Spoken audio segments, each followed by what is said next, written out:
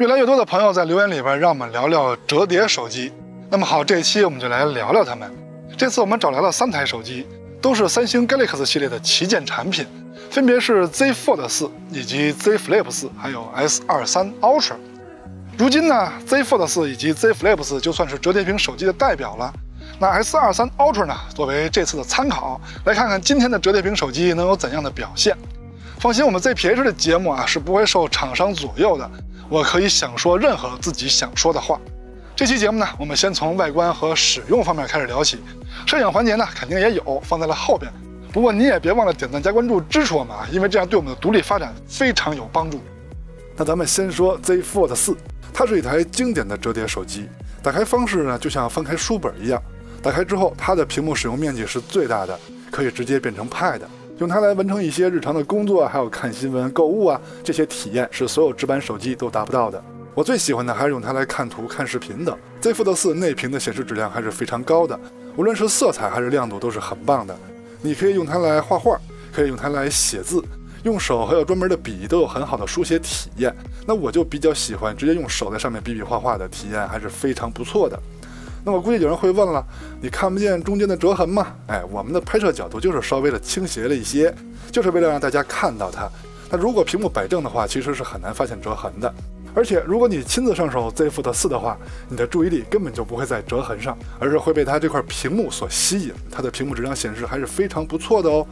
而且这里还有一个很玄的东西，就是我亲自上手用它的时候，我真的很难发现这个折痕。但是我没有这台手机的时候，我看别人用的时候，我才会注意到它。你说这里边有没有什么哲学问题呢？ Z Fold 4还有一块显示质量非常好的外屏，色彩亮度也是非常棒的。不打开手机用的时候，这块外屏也能满足手机的使用需求，就像一个直板手机一样。下面再说 Z Flip 4，它是小巧的代表，它的大小呢就像一个化妆镜。折叠后的体积是今天3台手机中最小的，很方便收纳。打开的方式也非常像化妆镜，打开之后就是一台直板手机的大小，而且还薄。哦对了，重量也是这3台手机中最轻的，长时间拿在手里看图啊、购物啊、写写画画的都非常轻松。Z Flip 4非常适合女孩子用，长就很喜欢。它还有一个副屏，通过这块副屏就可以直接用主摄来拍照啊，后摄的拍摄质量可比前摄强太多了。所以 Z Flip 4的自拍质量是相当高的。我原本以为这台手机的屏幕质量应该是不如 S23 Ultra 和 Z Fold 4的，结果呢我错了。上手的这几天里啊，3台手机我来回用来回看，尤其是刚用完 S23 Ultra 再直接看 Z Flip 4，都没有发现屏幕的显示质量有什么落差。这点呢我还真没想到啊，很不错。S23 Ultra 这台手机还用说吗？在我们节目里已经出镜了很多次了。作为旗舰直板手机，它拥有着没得说的做工，非常棒的工业设计，非常漂亮的屏幕以及优秀的影像系统。而且它也是这3台手机里边自带手写笔的手机，书写的手感啊也是有口皆碑的。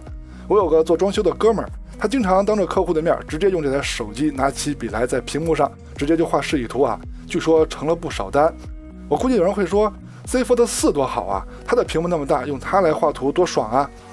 学问来了，这3台手机里边 S23 Ultra 的屏幕是最坚硬的啊，强度非常高，在有灰尘的环境里边它是最抗造的。虽然说今天聊的这3台手机 Z Fold 4、Z Flip 4还有 S23 Ultra 都有防水功能，但是防水级别最高的当 S23 Ultra 莫属了。Z Fold 4、Z Flip 4还有 S23 Ultra 3台手机可谓是特点鲜明，使用方式与优点呢也是各有所长。屏幕前的各位，你们更喜欢哪台手机呢？那下面就该我们的传统环节了，影像对比。正式对比3台手机之前呢，先是鼓励摄影环节，我会用手机去瞎拍一些照片啊，拍得不好抛砖引玉，希望您也可以参与到摄影中来哦。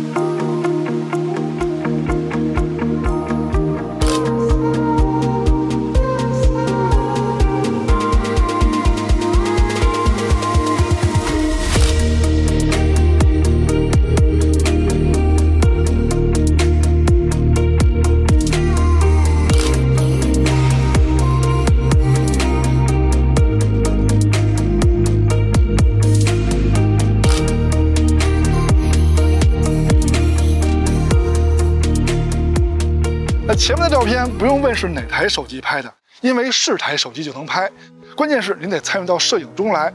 欢迎收看 ZPH， 记得点赞加关注支持我们，因为这样对我们的独立发展非常有帮助。那下面就来看看他们在影像方面的对比呗。三台手机后摄的整体配置已经列在这里了，大家也都知道啊 ，S23 Ultra 的后摄影像能力是最强的。那两台折叠屏手机跟它比，到底能弱多少呢？那我们后面慢慢看啊。这次的影像对比我们相对的简练一些，但肯定不影响结果。那么我们还是先从主摄开始聊起。三台手机主摄的具体参数都列在这里了，一看就是 S23 Ultra 的更强。那另外两台手机在主摄的表现上跟 S23 Ultra 比会怎么样呢？默认模式下，三台主摄的成像色彩方面 ，S23 Ultra 的稍微沉稳一些。但是呢，中心解析力方面，三台手机是不分伯仲的。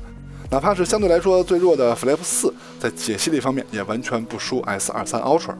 不过镜头的光学质量方面是有差距的 ，S23 Ultra 的优秀不少啊。再看一组对比，这次三台主摄的成像色彩还是非常接近的，解析力方面呢也是不分伯仲。可是前面那些都是默认模式，只有1200万像素，可是 S23 Ultra 可是有2亿像素的高清模式啊。在高清模式加持下，可以看出来 S23 Ultra 比两台折叠屏的表现还是优秀很多的。再看超广角镜头，从参数上说也是 S23 Ultra 的超广角更强一些，但是具体强在哪儿呢？咱们看实拍，三台超广角拍摄的色彩还都是不错的，稍微有一些区别啊，而且视角也是非常接近的。在中心解析力方面，你仔细看的话，确实是 S23 Ultra 的超广角解析力更胜一筹。我对比了很多组啊，都是这样。镜组的光学质量方面没有疑问，还是 S23 Ultra 的更优秀，只不过这回两台折叠屏的表现没有被甩开太远。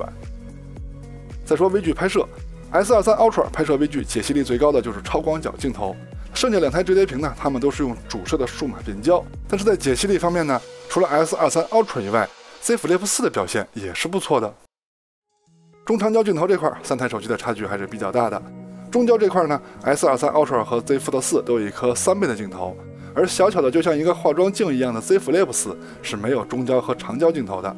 那长焦镜头呢，只有 S23 Ultra 有一颗10倍的长焦镜头。中长焦的对比还是从2倍开始看啊，三台手机都是主摄的数码变焦，在解析力方面呢，也可以说是不分伯仲啊。虽然说仔细看会有一个更好的，但是在我眼里边都差不多。再看中焦的表现 ，Z Fold 4和 S23 Ultra 都是有3倍光学镜头的，而 Z Flip 4呢，只能靠4倍的数码变焦了，解析力方面没有悬念啊。那10倍长焦还用说吗？只有 S23 Ultra 有一颗10倍的光学镜头，在拍摄远方的时候，解析力的差距还是很大的。再说前摄自拍这个环节呢，一般我们不会用前摄的人像模式，就是用前摄直接拍摄。但是这回 Flip 4是有些怎么说呢？前摄的优势也好，作弊也好，它可以利用副屏来用后摄中的主摄来直接自拍，所以在自拍质量方面是非常棒的。三台手机前摄自拍录像的表现也是非常优秀的，无论是清晰度还是防抖都非常的上乘。而且 Z Flip 4那边还能用后摄的主摄当前摄用，它的录像表现是三台手机里最好的。人像拍摄用的就是手机人像模式的默认设置，没有调其他的参数。Z Fold 4还有 S23 Ultra 可以用3倍镜头来拍摄人像 ，Z Flip 4呢就是用主摄来直接拍。在成像风格上呢 ，Z Fold 4稍微白嫩一些 ，S23 Ultra 跟 Z Flip 4更沉稳一点。你们更喜欢哪边的成像风格呢？再看直出扩张度的表现，先看第一个场景，三台手机无论是主摄还是超广角的表现都是非常理想的，无论是暗部细节呈现还是树叶与天空的分界都非常到位。场景的难度增大了一些，三台手机主摄的表现暗部细节呈现是没有问题的，但是亮部细节呈现没想到吧 ，S23 Ultra 是没有两台折叠手机的表现好的。超广角的表现综合起来看，也是 Z Fold 4的表现更好，超过了 S23 Ultra。再换一个场景，主摄的表现、暗部细节呈现方面 ，S23 Ultra 还是不如两台折叠手机。超广角的表现，三台手机表现的倒挺一致。最后一个场景，按说是难度最大的场景，这回 S23 Ultra 算是找回了点颜面啊，因为无论是主摄还是超广角，它和另外两台折叠手机都可以说是非常接近的。夜景拍摄这块，三星的手机都是可以永久关闭自动夜景的，这点非常不错。先看第一个场景，主摄的表现，三台手机都很棒啊，无论是亮部细节、暗部细节表现的都很充分。超广角的表现嘛，亮部细节就是 S23 Ultra 的更好了。夜景长焦的拍摄表现也是没有悬念的。Z Fold 4还有 S23 Ultra 都是有3倍镜头的，那么在成像质量上呢，肯定会比 Z Flip 4要强，但是最强的还是 S23 Ultra。同样的，10倍镜头的表现也是没有悬念的。S23 Ultra 是力压2台折叠手机的，那么这种差距会持续在所有的城市夜景当中。咱们直接看一个极限场景啊，表现最好的 S23 Ultra， 下面呢是 Z Fold 4，再往下呢是 Z Flip 4。超广角的表现，3台手机倒是很接近的。这个场景老观众是知道的，它是非常暗、非常有难度的。让我没想到的是，3台手机主摄的表现是如此的接近，2台折叠手机的表现很不错。超广角的表现除了颜色的差别以外，亮部、暗部细节呈现也是差不多的。祖传神助场景是极暗的场景，就要打开夜景模式了。让我没想到的是 ，Z Flip 4的主摄的表现也是如此优秀啊！之前我是真没想到。超广角的表现 ，S23 Ultra 就一枝独秀了。减震器场所也是非常经典的场所。咱们放大看细节啊，我就问问老观众 ，Z Flip 4以及 Z Fold 4的表现，之前你们想到了吗？反正是远超我的预期的。不过超广角的表现呢 ，S23 Ultra 还是一枝独秀的。像这种极暗场景的表现，主摄跟超广角的差距会一直延续到祖传神助 Pro、树林小鹿还有女流氓小象，我们后面就不一一展示了。为了让大家了解微信等社交软件录制的效果，我们视频录制用的就是手机的默认设置128P 30帧。现在是主摄手持走路白天的表现，3台手机可以说是非常的棒啊，无论是防抖还是清晰度都是非常好的。超广角的表现，3台手机也是非常优秀、非常一致的，无论是清晰度还是防抖都非常好。长焦录像就有差距了 ，Z Flip 4是没有长焦镜头的，它的下一个录像焦段呢是4倍数码变焦，在解析力方面是没法跟 Z Fold 4和 S23 Ultra 的3倍光学镜头比的。10倍长焦镜头 S23 Ultra 就一枝独秀了，解析力的差距是非常明显的。夜晚主摄录像的表现，在防抖方面，3台手机还都是不错的，解析力 Z Flip 4稍微的弱一点点。超广角录像的表现就谁也甭说谁吧，毕竟这个地方还是非常暗的。好，该总结一下这3台手机在本期节目中的表现了。在屏幕使用面积上啊 ，Z Fold 4肯定是最好的，合起来用呢就是一个直板手机，打开了用就是一个 Pad， 而且内外屏的显示质量都是很高的。Z Flip 4是最小巧的，合起来呢就是一个化妆镜，打开来就是一个直板手机。它不但有优秀的内屏显示质量啊，它的自拍也是这3台手机里边最棒的。S23 Ultra 直板旗舰手机，无论是做工还是造型还是屏幕啊、手写笔、影像啊，这些都是杠杠的。虽然说它的影像实力啊，绝对是这3台手机里边最顶的，但是它也不能做到在所有的项目中都能站上 Z Fold 4和 Z Flip 4。那这点大家之前想到了吗？具体的优缺点啊，前面都介绍得很详细了。如果没记住的话呀，就再重新看一遍吧。OK， 到结尾了。看完上面内容呢，希望可以在选择方面为您提供了一些帮助。那本期节目就到这儿了，记得点赞加关注支持我们，我们下期节目再见，拜拜。